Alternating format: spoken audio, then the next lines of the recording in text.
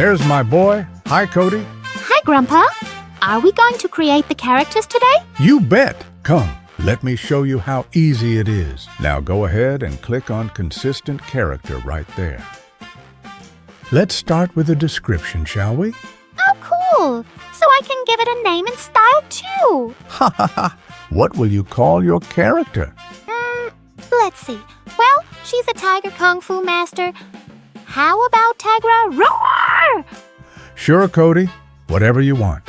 Now, describe your character.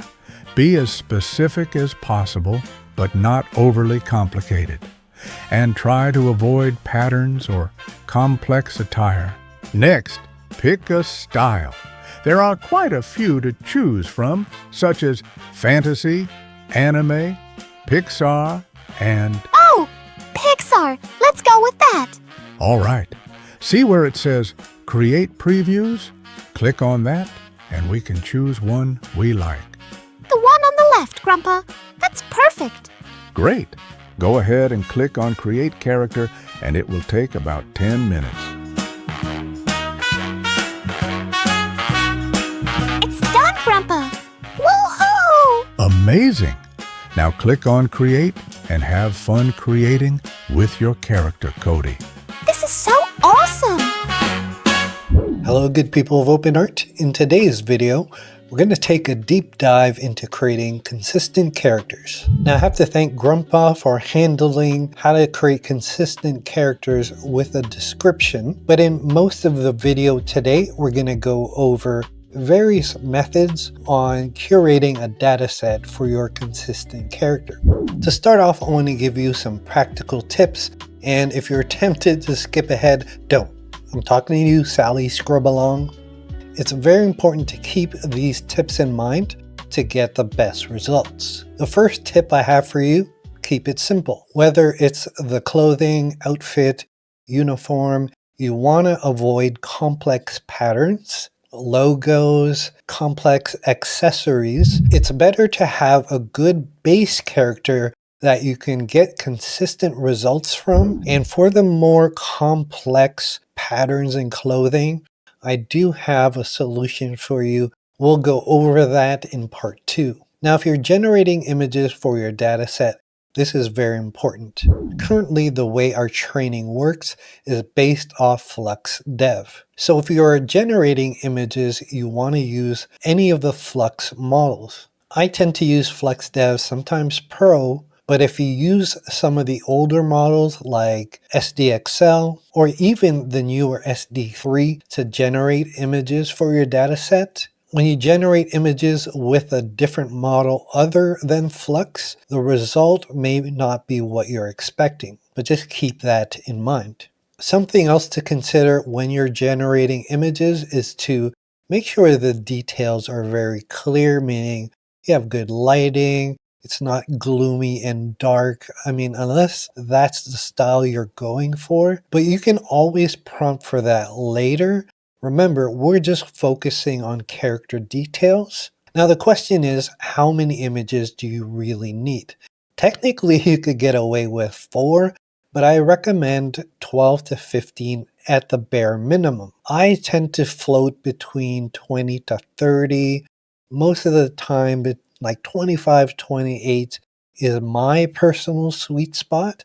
And that's something you're just going to have to experiment with. A good starting point is a character sheet. Side view, front view, rear view of a full body. 3 close-up shots of your character in different angles and probably different expressions. 3 half-body shots and 3 full-body shots. That's already 12 images, and at minimum, it should be fine if it's a simple character. Now that's all fine and dandy, but how do we create these images? Let me show you. For photorealism, nothing beats real photos. If you have a mirrorless camera or even your camera phone and you have a subject that you can take pictures of, in my opinion, that's the best method. As you see here, this is a fairly old image of someone I used to work with. Her name is April. These are unedited, or I should say lightly edited. And in this data set, I have her in various poses. And I only used, I think, about 25 or 26. Now, the great thing about training a character with real photos, FluxDev can imitate photorealism pretty well. And I can actually generate some images and I can replicate her likeness, her outfit if I wanted to, or I could even change it a little bit. And here are a few examples after training with these photos. So again, you see the outfit and her likeness is very accurate. There are small differences and you see it's more of a pinkish color here, which you can fix with prompting, but I can work with this. And if I'm being totally transparent, I wouldn't say it's 100% accurate, but very close. Give it a 90-95, but very workable. And sometimes it's kind of nice to have a little bit of variance. Like here, she's got a slit on her skirt there that I think looks really good for this image. But here I was just trying to replicate her in the black dress. Now her top was separate, but I prompted for it to be a one-piece dress, and I actually like the results much better. Next, let's talk about generating images for your dataset. If you look at this example, kind of hit the jackpot here with this character turnaround sheet where I have a decent front view, not exactly front view, but good enough, an angled view, side, and back view. This is a really good starting point. In full transparency, it only took me 8 images to get one that I really liked. There's another one here that looked really good too, where we have 2 angled front views, a side and a back view. And to generate these character turnarounds are actually pretty simple. Once again, we want to make sure we're using either FluxDev or Pro. And this is the prompt that I used to get these character turnarounds. Character turnaround, multiple poses, front, side, back, angled view. So I gave him a name, Juan Marquez, I don't know, just popped in my head. And in the prompt he has brown, clean cut hair, rugged looks. He wears a black leather jacket, jeans, and black army boots. You can try auto enhance to get a few more details, but I tend not to do that. Again, keeping the prompt very simple. But the advantage of Flux is that you can do pretty long prompts, but just don't overdo it. You just want a good base character and capture that character's essence. Now, when you do these character turnaround sheets, I encourage you to upscale them with either precise, refine, or creative. You'll get more details out of the face and the details of the jackets. It tends to clean up the hands too. So go ahead and download the upscaled image with this icon right here. And then we're going to click on the Edit tab to bring us into the canvas. Next, we want to head over to the tool panel here and click on crop.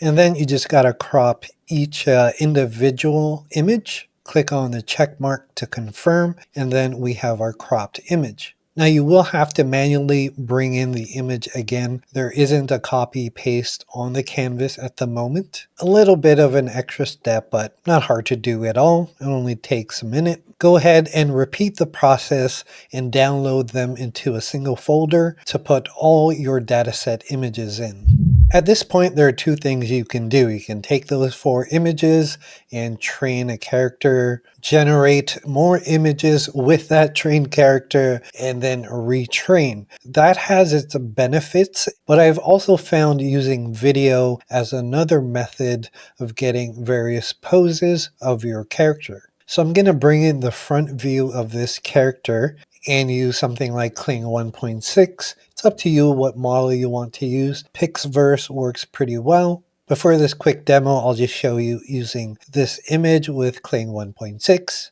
And for the prompt, you don't have to overcomplicate it. Just have the person turning around, maybe doing various expressions, various poses. But you could put things like posing like a model. You can keep it at 0.5 creativity, 0.6 also works. Standard should be fine. And while we wait for that video to process, I want to show you this data set of my character Jacob. This data set, I think it's about 19 or 20 images. Here's the front view, rear view, And then I had him like kind of running towards the camera. So you see that he's got that running motion, different expressions as well. Now I did end up generating, I think, 2 videos to get just some variation. The only other thing I should mention is that the resolution should be okay, but you may want to upscale them as well. Now, theoretically, if you just had one image and you did a video, this is another great way to do a character turnaround, as you see in this example. And what we're going to do is export the frames where we can reuse them for our data set.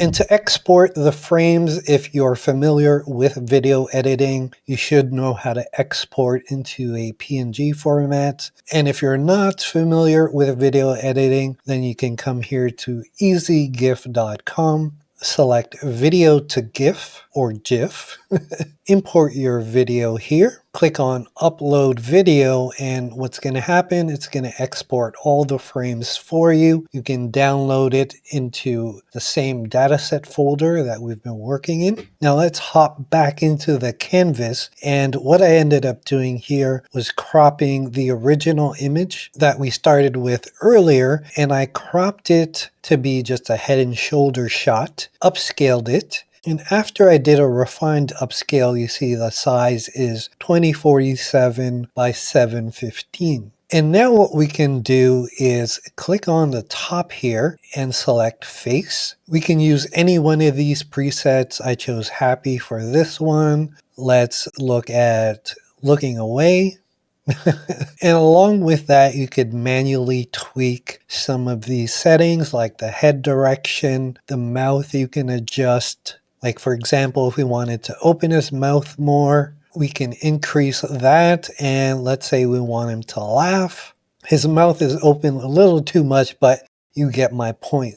So this alone can get you a few more images. I'd say 3 to 5 is good enough for those close-up portrait shots. Now when it comes to actually training the character, we're going to go ahead and click start with 4 images. This part is pretty important. You always want to start with the front-facing image. This is pretty much going to set the tone for how your character is going to look. So you see here, I've just dragged and dropped the first image, and then just import all the other images. Make sure to give your character a name, and go ahead and click Create Character. So everything I've shown you today refers to this method of training. I do encourage you to check out Helena's videos as well. They're a bit older, but she has some great tips on those videos as well.